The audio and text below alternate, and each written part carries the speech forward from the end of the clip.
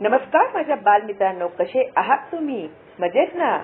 मी आहे शालिनी हुबलीकर आणि माझ्या नागरत्ना चॅनल मध्ये तुम्हा सर्वांचं खूप खूप स्वागत आहे.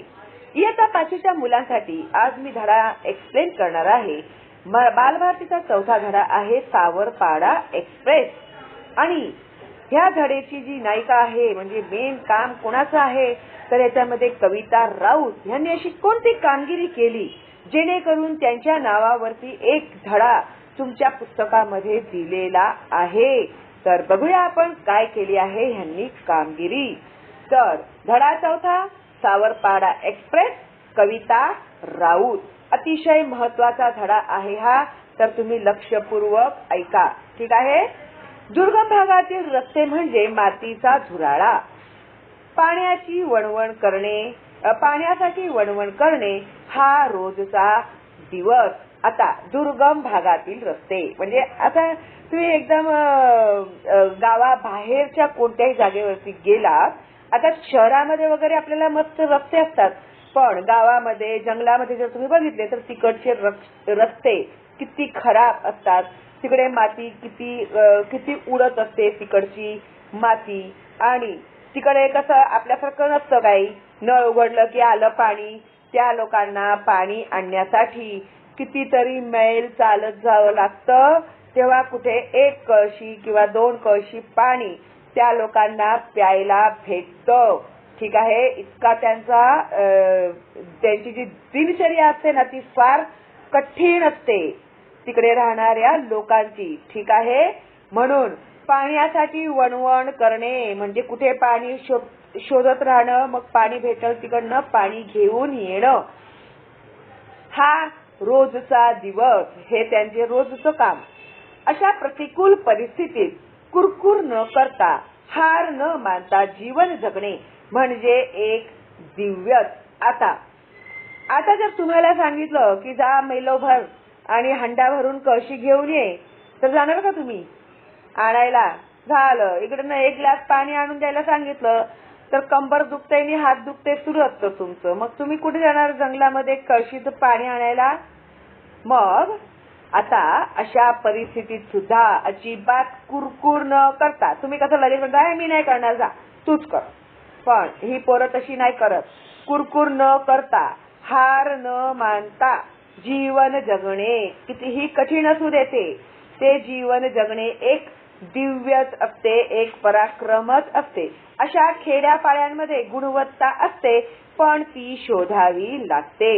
आता अशी कितीतरी मुलं असतील, जंगलामध्ये राहत असतील, खेड्यापाड्यामध्ये राहत असतील, अतिशय छोट्या गावामध्ये राहत असतील, ज्यांच्यामध्ये गुणवत्ता असते.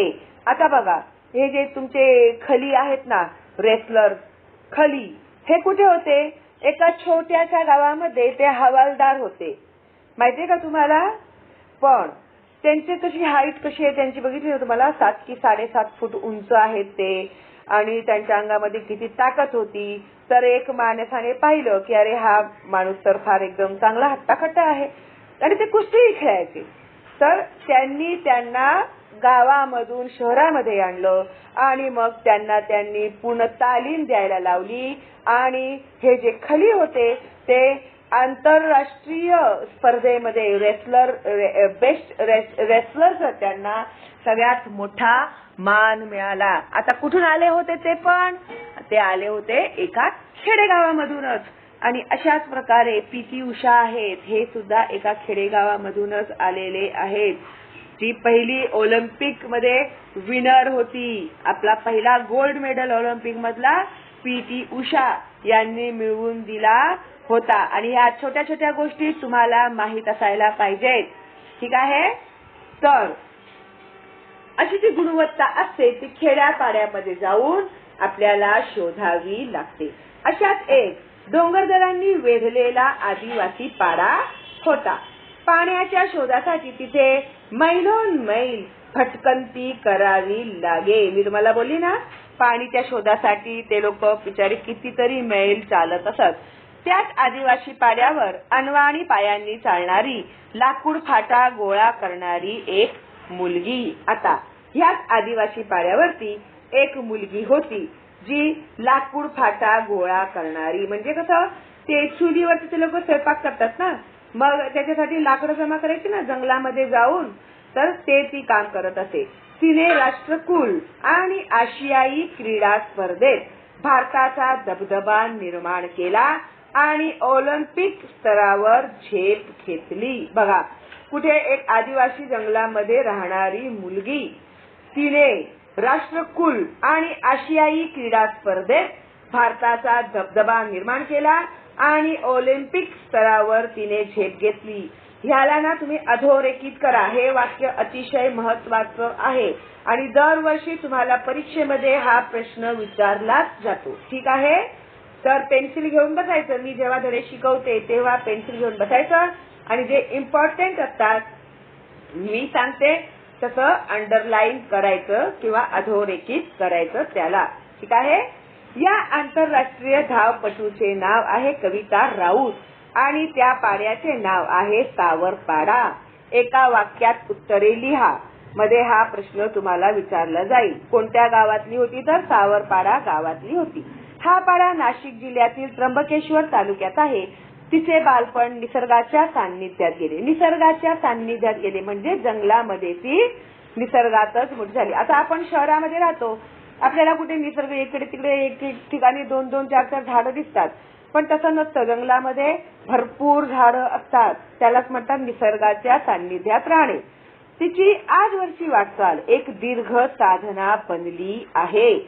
आता जंगलामध्ये राहणारी एक आदिवासी मुलगी आणि ती एवढ्या उच्च स्तरावर कशी काय गेली, तिच्या मागची काय कहाणी आहे, हे आपल्याला आता समजून घ्यायचं आहे. राष्ट्रकुल क्रीडा स्पर्धेत कांस्य आणि आशियाई क्रीडा स्पर्धेत रौप्य व कांस्य अशी पदके कविताने पटकावली. अधोरेखित करा. हे कविताला कोणते कोणते पदके भेटली, तर राष्ट्रकुल क्रीडा स्पर्धेमध्ये कांस्य म्हणजे 3ऱ्या क्रमांकावर आलेल्यांना कांस्य पदक देतात. ठीक आहे, म्हणजे तांब्याचं पदक असतं. आणि रौप्य पदक म्हणजे चांदीचं असतं ते. ठीक आहे. आणि सुवर्ण पदक म्हणजे सोन्याचं पदक असतं. कळलं का तुम्हाला? सुवर्ण पदक म्हणजे सोन्याचं, रौप्य पदक म्हणजे चांदीचं आणि कांस्य पदक म्हणजे तांब्याचं असतं. 3रा रँक असतो त्याला. ठीक आहे. अशी पदके कविताने पटकावली. लागोपाठच्या या दोन्ही स्पर्धांमध्ये भारताचे नाव उंच करणारी धावपटू म्हणजे सावरपाडा एक्सप्रेस कविता राऊत. आता जशी एक्सप्रेस ट्रेन कशी जोरदार धावते की नाही कुठेही न थांबता, म्हणून हिला पण नाव दिलं आहे सावरपाडा गावामध्ये राहणारी एक्सप्रेस कविता राऊत. चीनमधील गुआंगझोऊ येथे झालेल्या आशियाई क्रीडा स्पर्धेत 10,000 मीटर धावण्यात कविताचे सुवर्ण पदक अवघ्या सेकंदाने हुंकले. पण या प्रसंगी कविताची समजूत तिच्या आईने काढली. आईच्या शब्दांनी कविताला दिलासा दिला. आता बघा, पहिल्यांदा जेव्हा ती चीनमध्ये स्पर्धेमध्ये तिने भाग घेतला होता तेव्हा ती जिंकली नाही. एक म्हणजे कसं तिकडे एक एक सेकंद महत्वाचं असतं ना. एक सेकंद जरी मागे राहिलं तरी सुद्धा आपलं पदक जातं. आणि असं झाल्यामुळे ती निराश झाली होती. त्यावेळी तिच्या आईने तिला दिलासा दिला होता, तिला समजावलं होतं. अवघ्या 4थी शिकलेल्या आईच्या समंजस शब्दांनी कविताला आजवर अनेक कठीण प्रसंगी आधार दिला आहे. आता जीवनामध्ये अनेक असे कठीण प्रसंग येतात. अशा वेळी त्या प्रसंगांना तोंड देण्यासाठी तिच्या आईने तिला सांगितलेले हे जे शब्द होते ती कधी विसरायची नाही आणि त्याच शब्दांना आठवण करून ती पुढे तिची वाटचाल करत असे. कष्टप्रद अनुभवांमुळे कविताचे पाय कणखर बनले. आता कष्टप्रद अनुभव म्हणजे अतिशय कष्टाची जीवन पद्धती. अतिशय त्यांचा एक एक दिवस कष्टामध्ये जायचा. पाण्यासाठी, लाकडं गोळ्यासाठी जंगलामध्ये फिरणं हे म्हणजे खायचं गोष्ट आहे. किती काटे कुठे लागतात पायाला, किती काय. त्यांच्याकडे थोडी चप्पला वगैरे असतात काय फिरायला, असेच ते अनवाणी पायाने फिरत असतात. नाशिक जिल्हास्तरीय शालेय क्रीडा स्पर्धेत कविताने धावण्यात प्रथम क्रमांक मिळवला. आता बघा कविताची सुरुवात कुठे झाली तर नाशिक जिल्हास्तरीय शालेय क्रीडा स्पर्धेत. अधोरेखित करा हे वाक्य. हे परीक्षेमध्ये तुम्हाला विचारलं जाणार. तर नाशिक जिल्हास्तरीय शालेय क्रीडा स्पर्धेत कविताने धावण्यात प्रथम क्रमांक मिळवला. म्हणजे आंतरशालेय स्पर्धा होते ना जिल्हास्तरीय, त्याच्यामध्ये तिने पहिला क्रमांक मिळवला. पण कविताचे वेगळेपण तिचे वडील रामदास आणि आई सुमित्रा यांना फारशा तीव्रतेने त्यावेळी जाणवले नाही. आता कविता ही त्यांची मुलगीच होती. आता ती जंगलामध्येच वाढलेली आहे, मोठी झालेली आहे. तर तिच्यामध्ये काय क्वालिटीज आहे, तिच्यामध्ये असं खास काय आहे, तर तिच्यामध्ये काय वेगळेपण आहे, ते तिचं वेगळेपण तिच्या आई वडिलांच्या तेवढं लक्षात आलं नाही. कविताच्या पायांमधील चमकदार दौड हेरली ती प्रशिक्षक विजेंद्र सिंग यांनी. आता शाळेमध्ये तुमचे पीटीचे सर असतात, पीटीचे मॅडम असतात.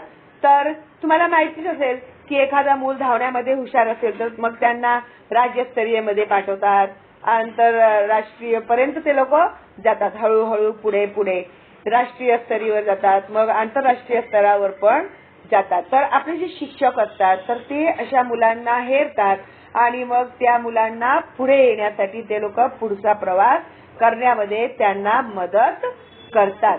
ठीक आहे. तर हे जे त्यांचे शिक्षक होते, रिकाम्या जागा भरामध्ये हा प्रश्न तुम्हाला येईल. ठीक आहे. तर त्यांचं नाव काय होतं, प्रशिक्षक कोण त्यांचे, विजेंद्र सिंग होते.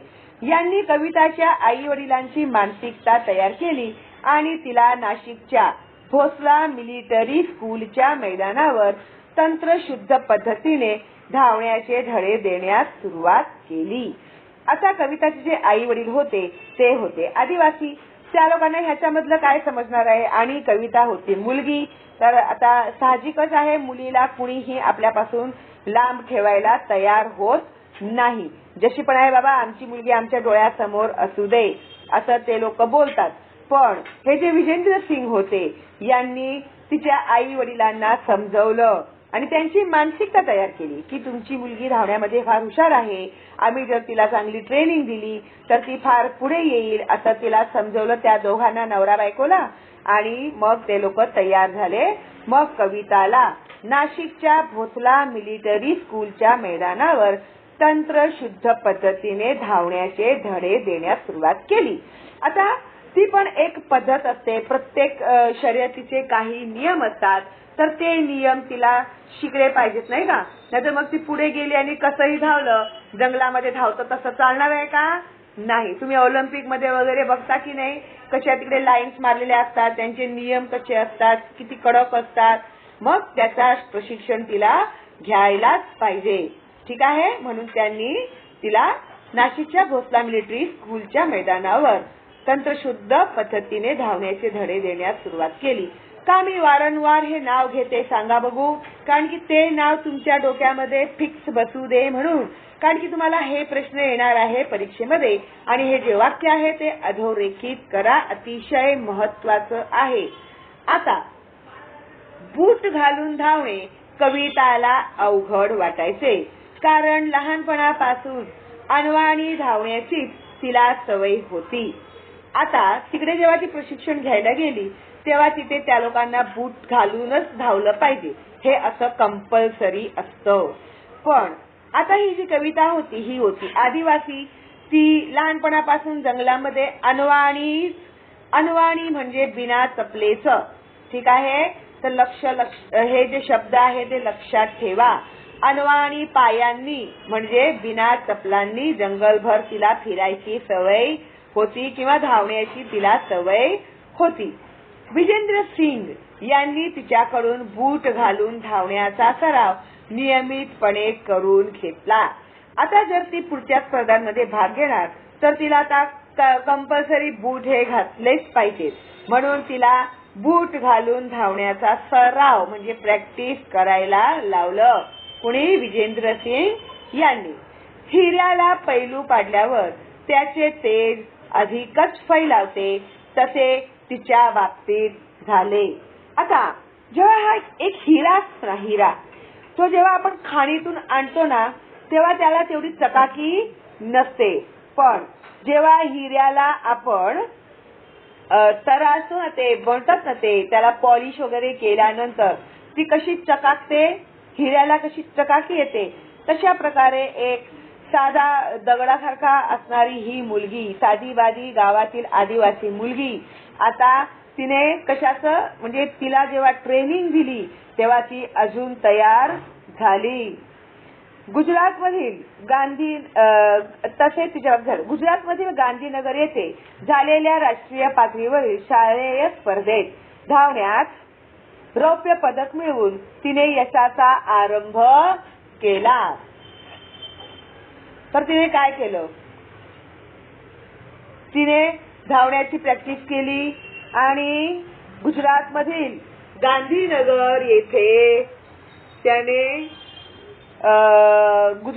गांधीनगर येथे झालेल्या राष्ट्रीय पातळीवरील शालेय स्पर्धेत धावण्यात रौप्य पदक मिळवून तिने यशाचा आरंभ केला. अधोरेखित करा हे वाक्य.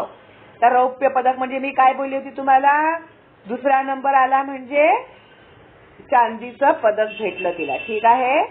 पुढे मग नाशिक येथे सराव आणि हर्सुल येथे शिक्षण अशी कसरत कविता करत होती. आता हा जो पॅरेग्राफ आहे ना, खालपर्यंत तुम्हाला अधोरेखित करायचा आहे, मी सांगते तसं करा. पुढे मग नाशिक येथे सराव आणि हर्सुल येथे शिक्षण. आता तिची काय होऊ लागली, बिचारीची धावपळ होऊ लागली. नाशिक ते हर्सुल, हर्सुल ते नाशिक अशी कविता कसरत करत होती. कविताची ही ओढाताण पाहून विजेंद्र सिंग यांनी तिला 11वी साठी भोसला मिलिटरी कॉलेजमध्ये प्रवेश मिळवून दिला.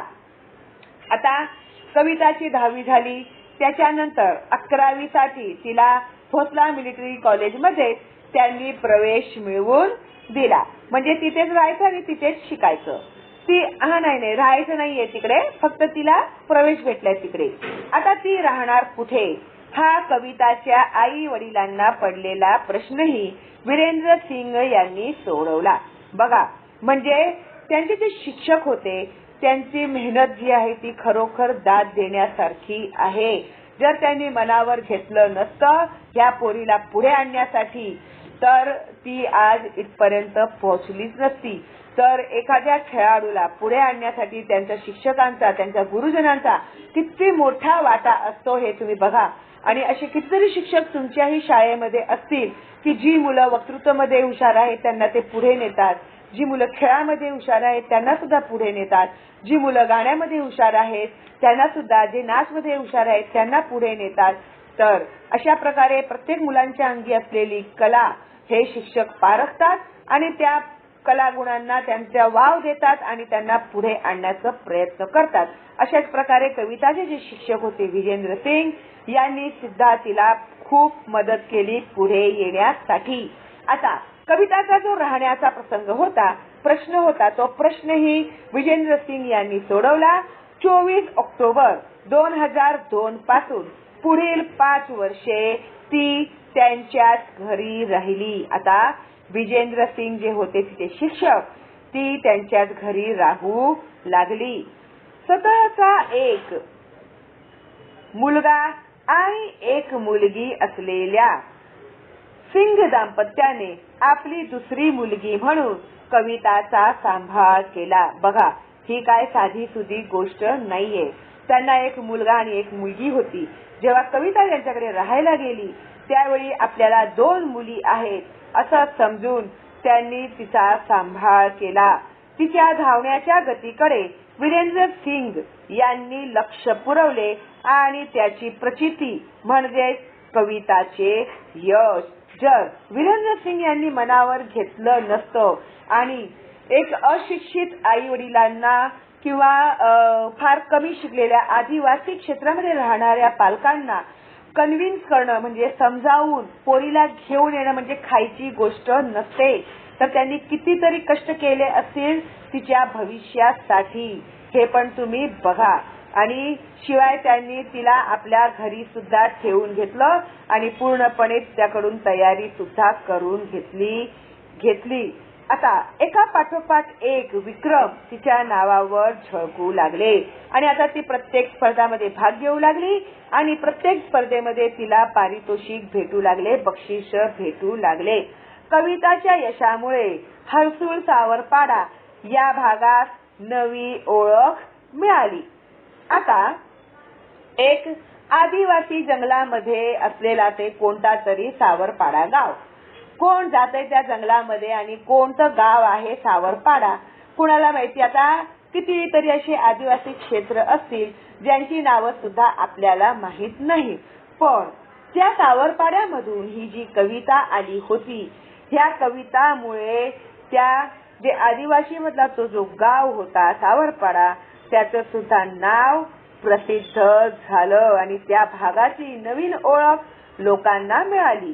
आज केवळ राऊत कुटुंबालाच कविताचा अभिमान वाटतो असे नाही, तर संपूर्ण हर्सुल परिसराची हीच भावना आहे. आता कविता राऊत ही ज्या कुटुंबात होती त्या कुटुंबातील लोकांना तर तिचा अभिमान वाटतच होता, पण ह्या कविता राऊत मुळे हे जे सावरपाडा गाव होतं ह्या गावाचं नाव सुद्धा प्रसिद्ध झालं होतं की एका आदिवासी क्षेत्रातून आलेली मुलगी एवढ्या पुढे आली, तिने एवढी प्रगती केली, म्हणून तिचा अभिमान हा पूर्ण गावाला वाटत होता.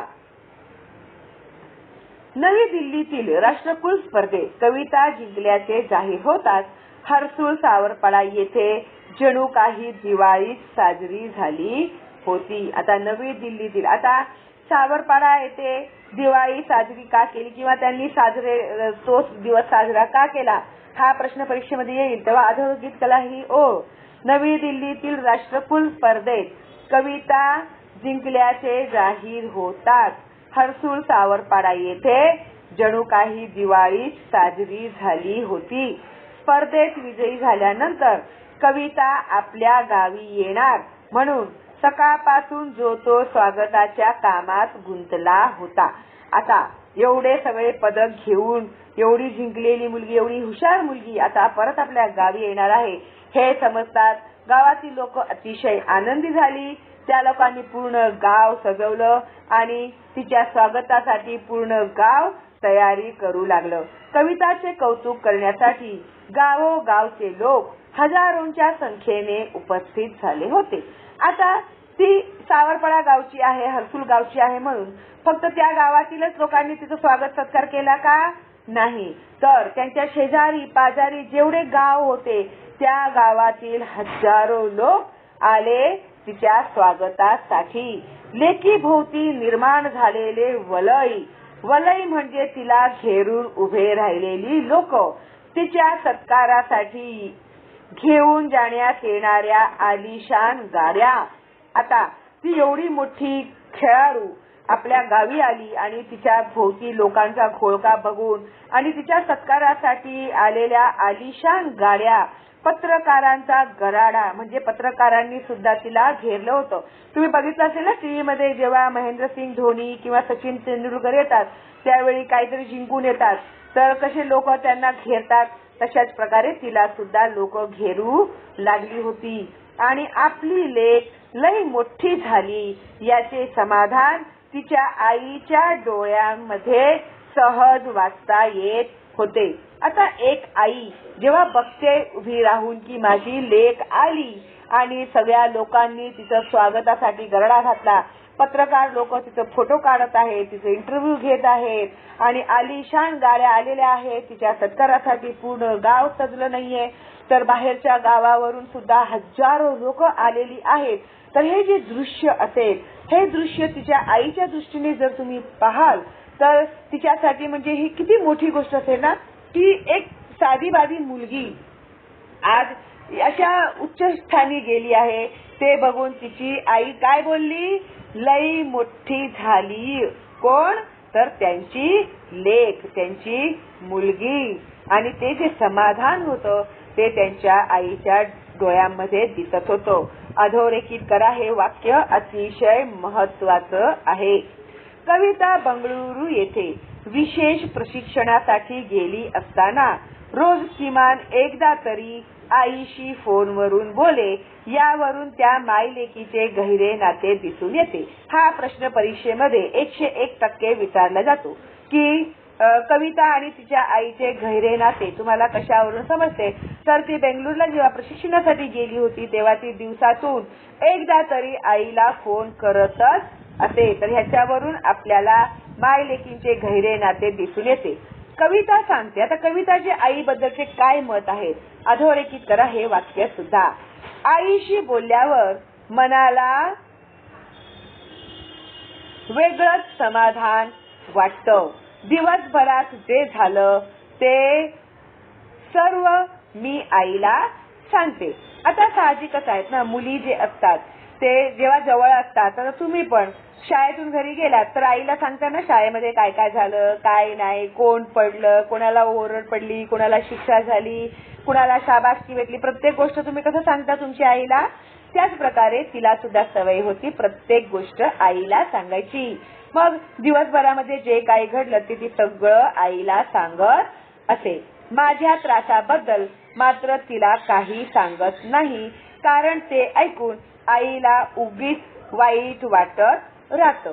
आता बघा, ती असते बेंगळूरमध्ये, तिची आई असते सावरपाड्यामध्ये, पण ती रोज फोन करून तिला चांगल्या चांगल्या गोष्टी सांगत असे. पण आता रोजची प्रॅक्टिस म्हणजे किती कष्टप्रद असतं ते सुद्धा.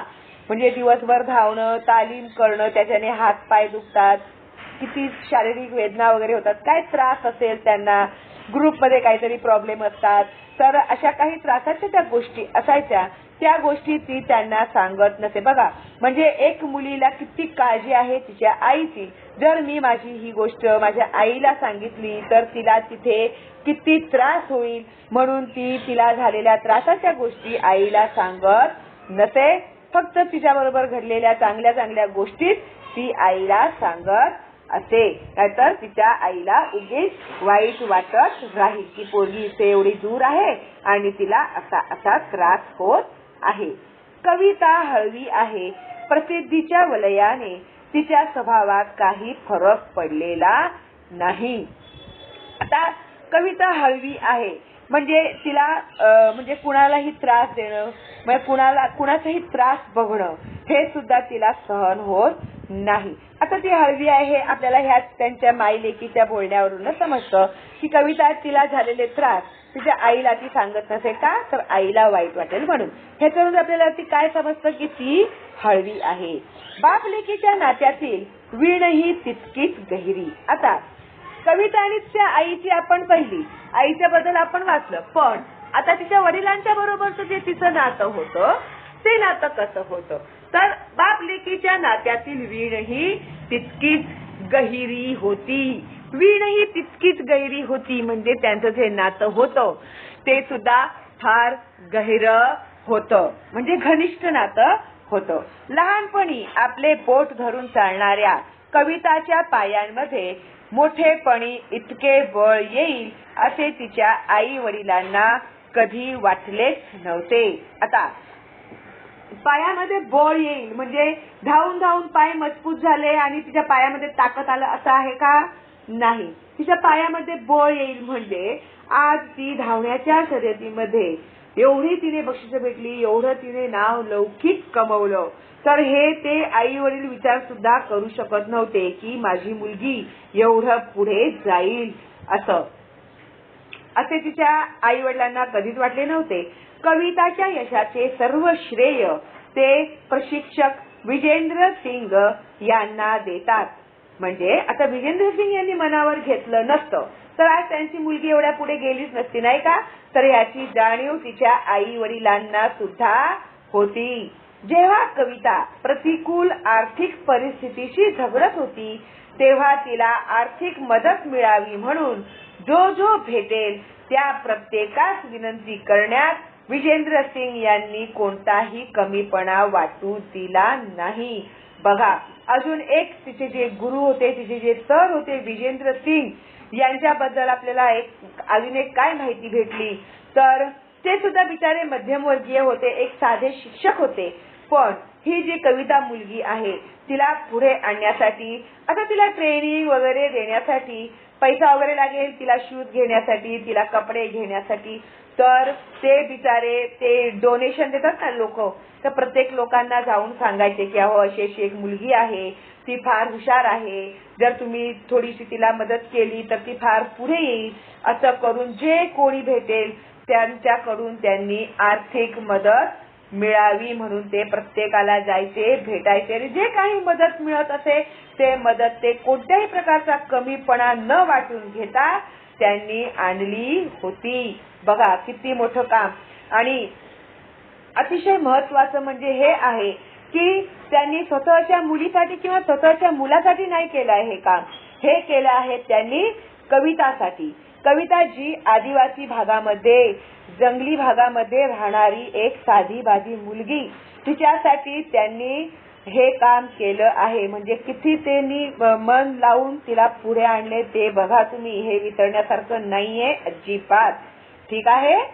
तेव्हा त्यांनी कमीपणा वाटू दिला असता तर कदाचित आज कविता या स्थानापर्यंत पोहोचू शकली नसती. जर तेव्हा विजेंद्र सिंग यांनी विचार केला असता की जाऊ दे आता मला काय करायचं आहे, एकतर आपल्याकडे पैसे नाही, ह्या लोकांच्याकडे पण पैसे नाही आहेत आणि इकडे बघा प्रत्येक गोष्टीला पैसे मागत असतात, तर जाऊ दे आपल्याला काय करायचंय बाबा, जा बाई तू तुझ्या गावी जा आणि राहा, लग्न कर, असं करून ते सोडून दिलं का त्यांनी? नाही. त्यांनी सुद्धा तेवढ्याच जिद्दीने तिला पुढे आणण्यासाठी लोकांकडून पैसे घेतले आणि कोणत्याही प्रकारचा कमीपणा वाटू दिला नाही. म्हणून आज कविता या स्थानापर्यंत पोहोचली आहे. तर ह्याचं श्रेय कविताचे जे आई वडील आहेत ते विजेंद्र सिंग यांनाच देतात. कारण की त्यांच्या आई वडिलांना समजावण्यापासून त्यांनी सुरुवात केलेली होती, तेव्हा तिकडून कविताची वाटचाल सुरू झाली होती. गेल्या काही वर्षापासून कविता कुटुंबापासून दूर राहत असली तरी तिने सर्वांचे प्रेम जपले आहे. घरचे सण समारंभ, उत्सव यामध्ये प्रत्यक्ष सहभागी होता येत नसल्याची खंत कविताला वाटते. आता कधीही सण वगैरे आलं तर आपल्याला काय वाटतं की आपण प्रत्येक सण आपल्या कुटुंबामध्ये साजरं केलं पाहिजे, हो की नाही? पण आता ही ट्रेनिंगसाठी फार लांब लांब राहत असे, एकटी राहत असे, त्यामुळे तिला सगळ्या फॅमिलीच्या बरोबर, कुटुंबाबरोबर सण साजरे करायला भेटत नसे आणि ह्याच गोष्टीचं तिला खंत वाटे, म्हणजे वाईट वाटत असे. सगळं काही आहे आपल्याकडे, फक्त आपण सण वगैरे काहीही कार्यक्रम आपल्या कुटुंबाबरोबर साजरे करू शकत नाही. आणि हे वाक्य अधोरेखित करा, कारण की हा प्रश्न परीक्षेमध्ये तुम्हाला विचारलाच जातो. ठीक आहे. मग बेंगळुरूच्या क्रीडा केंद्रात कविताला तिच्या आवडीच्या अजून एका गोष्टीपासून दूर राहावे लागे, ती म्हणजे वांग्याची भाजी आणि नागलीची भाकरी. आता तिच्या आवडीची जी भाजी होती ती होती वांग्याची भाजी आणि नागलीची भाकरी. कवितामुळे ते तिला लांब राहत असल्यामुळे तिला ते सुद्धा खायला भेटत नसे. कवितामुळे सावरपाड्याचे नाव आज सर्व दूर पसरले आहे. कविता तिथल्या मुला मुलींसाठी आदर्श ठरली आहे. आता साहजिकच आहे ना, कारण की आता एका गावामध्ये, एका खेडेगावामध्ये, सावरपाड्या या गावामध्ये आदिवासी ही जी मुलगी होती कविता, तिचे कलागुणांना जेव्हा प्रोत्साहन देण्यात आलं आणि ती सगळ्या जगभरामध्ये प्रसिद्ध झाली, तर ही त्या भागामध्ये राहणारी जी इतर मुलं होती त्या मुलांसाठी फार मोठं उदाहरण होतं कविताचं. एक मुलगी असून सुद्धा आज ती जगभर प्रसिद्ध झाली, त्यामुळे ती तिकडच्या मुलांची आदर्श बनली होती. आणि ती खूप मेहनती आहे. धावण्याचा सराव ती मनापासून करते. आता कोणतंही बक्षीस आपल्याला मेहनत केल्याशिवाय भेटणार आहे का? तुम्ही रात्री झोपून सकाळी उठले तर मेडल घेऊन उभे राहणार आहेत का सगळेजण? हे उठले उठले द्या द्या ह्यांना गोल्ड मेडल द्या, सिल्वर मेडल द्या, असं असतं का ते? नाही. तर प्रत्येक गोष्टीमध्ये आपल्याला जिंकण्यासाठी तन मन धन लावून मेहनत केली पाहिजे. जर तुम्हाला आयुष्यामध्ये पुढे यायचं असेल तर आता तुमचं काय काम आहे? आता तुम्हाला चांगलं शिक्षण घ्यायचं आहे. आपण काय शिकतोय तुम्हाला ते समजलं पाहिजे आणि समजून जेव्हा आपण शिकून पुढे जातो ती गोष्टच वेगळी असते. नाहीतर मुलं काय करतात, प्रश्न उत्तर रट्टा मारतात, रट्टा मारून जातात पोपटासारखे आणि पेपरमध्ये लिहितात काय प्रश्न विचारला आहे, त्याचं काय उत्तर लिहायचं आहे, ह्याचा काहीही अर्थ माहिती नसतो आपल्याला. आपण रट्टा मारतो ना तर चिट घेऊन जातात, चिट घेतात, कॉपी करतात, लिहितात. तसेही 35 मार्क मिळाले, पास झाले की झालं. आणि आता तर तुम्हाला फारच सोपं करून टाकलं आहे शिक्षण पद्धती. आमच्या वेळची जी शिक्षण पद्धती होती ती फार अवघड असायची. आम्हाला पूर्ण पुस्तक पाठ करावं लागायचं. तुम्हाला जर समोर पॅरेग्राफ देतात आणि त्या पॅरेग्राफवरून तुम्हाला प्रश्नांची उत्तरं लिहायला सांगतात. तर म्हणण्याचा उद्देश काय आहे की तुम्ही जे वाचताय, तुम्ही जे शिकताय ते तुम्हाला समजलं पाहिजे, हे महत्वाचं आहे. आणि त्याच्यासाठी तुम्हाला मेहनत केली पाहिजे, रोज धडे वाचले पाहिजे. रोज जरी तुम्ही एकदा पण धडे वाचलेत ना तर तुम्हाला वाचनाची आपोआप आवड निर्माण होईल. आणि त्याच्यासाठी एक टाइम टेबल बनवायचं अभ्यासाचं आणि त्या हिशोबाने अभ्यास करायचं. ह्या वेळामध्ये आम्ही खेळणार, मग ह्या वेळामध्ये आम्ही गृहपाठ करणार, असं तुम्हीच ठरवा ना. आणि पालकांना सांगा, मम्मीला सांगायचं, मम्मी हे बघ असं असं मी टाइम टेबल बनवलेलं आहे आणि मी ह्या वेळेला हे करणार आहे. मग तुमची मम्मी पण तुम्हाला वेळेवरती जेवण देईल, सगळं काही देईल. मग तुम्हाला पण प्रॉब्लेम नाही आणि बिचारे मम्मी पप्पा पण ओरडत नाही बसणार अभ्यास करा अभ्यास करा अभ्यास करा म्हणून. त्यांना आवड आहे का ओरडायची तुम्हाला? नाही. जर तुम्ही तुमचं काम वेळेवर केलं मग ते लोक कशाला तुम्हाला ओरडतील, हो की नाही? तर आतापासून आता किती जणांनी सुरुवात केली टाइम टेबल बनवायची ते सांगा मला, ठीक आहे? तर प्रत्येक गोष्टीमध्ये आपल्याला मेहनत करणं गरजेचं असतं. तर कविता काय म्हणायची, अधोरेखित करा. हे वाक्य अतिशय महत्वाचं आहे आणि परीक्षेमध्ये विचारलं जातं. कविताचे म्हणणे काय असायचं? मेहनत करणे आपल्या हातात असते. मेहनत हाच उद्दिष्टाकडे, ध्येयाकडे नेणारा महामार्ग आहे. जर आपण मेहनत केलं, एखाद्या वेळी आपल्याला अपयश पण आलं, पण अरे जाऊ दे, मी केलं होतं ट्राय, मी काय जिंकलो नाही, जाऊ दे असं म्हणून सोडून नाही द्यायचं. नाही, कसं नाही मला भेटत बक्षीस, ह्यावेळी नाही तर पुढच्या वेळी मला बक्षीस मिळवूनच मी दाखवणार, असं जिद्द असली पाहिजे आपल्यामध्ये. तर बघा, नाही तुम्हाला पुढच्या वेळी बक्षीस मिळालं तर माझं नाव शालिनी उभेकर नाही, करा ना मेहनत तुम्ही, ठीक आहे? तर हा महामार्ग आपल्याला यशाकडे नेतो. आपले जीवन आपणच घडवतो. बघा किती महत्वाचं आहे. आपण किती मेहनत करतो ह्याच्यावरती आपलं भविष्य असतं.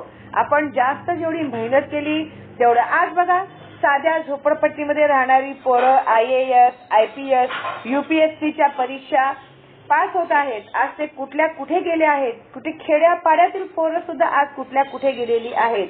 जर आपण असा विचार करत असेल ना की कॉन्व्हेंटमध्ये शिकणारी मुलं पुढे जातात आणि आपण म्युन्सिपाल्टी शाळेत शिकतोय किंवा आपण साध्या मराठी मीडियम मध्ये शिकतोय तर आपण पुढे जाणार नाही, असं काही गरज नाहीये.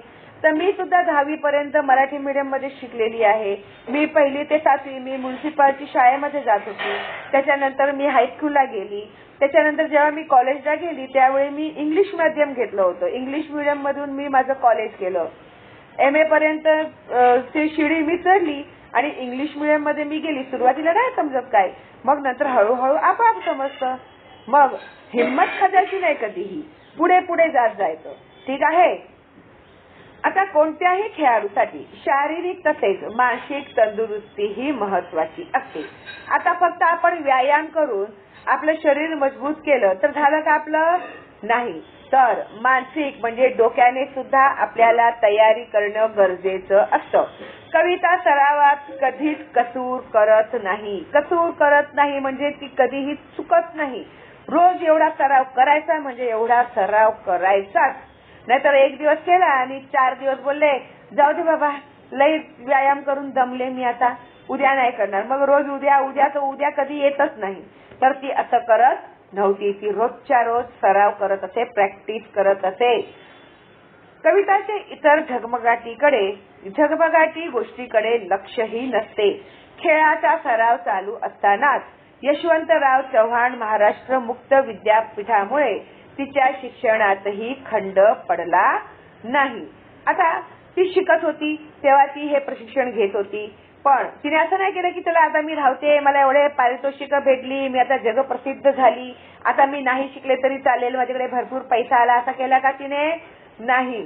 त्याबरोबर तिचं शिक्षणही सुरू होतं. कुठे शिक्षण घेत होती ती? यशवंतराव चव्हाण महाराष्ट्र मुक्त विद्यापीठामध्ये. तिच्या शिक्षणात खंड पडला नाही, म्हणजे तिचं शिक्षण थांबलं नाही.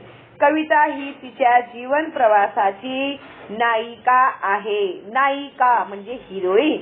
आपण पिक्चर बघतो की नाही, कशी माधुरी दीक्षित त्या पिक्चरची नायिका असते, तशाच प्रकारे ह्या धड्याची, ह्या क्षेत्रातील ही जी कविता राऊत आहे ही एक नायिका आहे, एक हिरोईन आहे. ठीक आहे. तर अशा प्रकारे हा धडा कोणी लिहिला आहे? तर संतोष साबळे यांनी लिहिला आहे. आता तुम्ही जेव्हा कविता आणि धडे शिकता किंवा वाचता त्यावेळी त्या लेखकाचं, लेखिकेचं नाव, कवीचं आणि कवयित्रीचं नाव सुद्धा तुम्हाला माहीत असलं पाहिजे. कारण की तुम्हाला परीक्षेमध्ये जोड्या लावामध्ये कवी आणि कविता आणि लेखक आणि लेखिका आणि त्यांचे धडे ह्यांच्या नावांच्या सुद्धा जोड्या येतील. आणि परीक्षेमध्ये तुम्हाला स्वाध्यायामधलेच प्रश्न येतील असं नाही, तर आता तुम्हाला धड्यांमधून प्रश्न येणार आहेत. असा सरकारचा नवीन कायदा आहे. त्यामुळे धडा वाचलाच पाहिजे तुम्ही लोकांनी. आणि तुम्हाला धड्यामध्ये काय लिहिलं आहे हे समजणं तेवढंच गरजेचं आहे. ठीक आहे. आणि अशा प्रकारे आपला हा जो धडा आहे तो पूर्ण झालेला आहे. आणि ते खाली तुम्हाला शब्दार्थ दिलेले आहेत, जे कठीण आहेत ते तुम्हाला सहजपणे समजावीत म्हणून. ठीक आहे. तर धडा शिकवताना तर मी तुम्हाला ते समजवलेलेच आहे. तर या व्यतिरिक्त अजून काय असेल बाकी तुम्हाला तर तुम्ही इथे बघू शकता. आणि काही तुम्हाला शंका असतील धडेबद्दल तर मला कमेंट बॉक्समध्ये तुम्ही विचारू शकता. जर तुम्हाला काही शंका कुशंका नाहीये तर एक धन्यवाद तर तुम्ही मला देऊ शकता, नाही का? आणि पुढच्या व्हिडिओमध्ये मी तुमच्यासाठी अपलोड करणार आहे स्वाध्याय.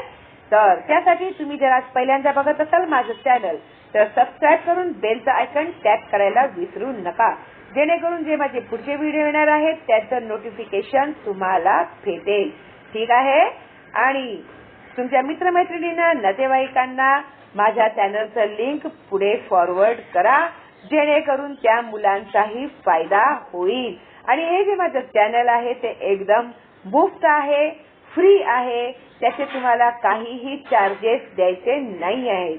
त्यामुळे जास्तीत जास्त फॉरवर्ड करा. तुमच्या शिक्षकांना सुद्धा फॉरवर्ड करा माझ्या चॅनलचं लिंक. ठीक आहे. चला तर मग आपण भेटूया लवकरच प्रश्न उत्तरांसह.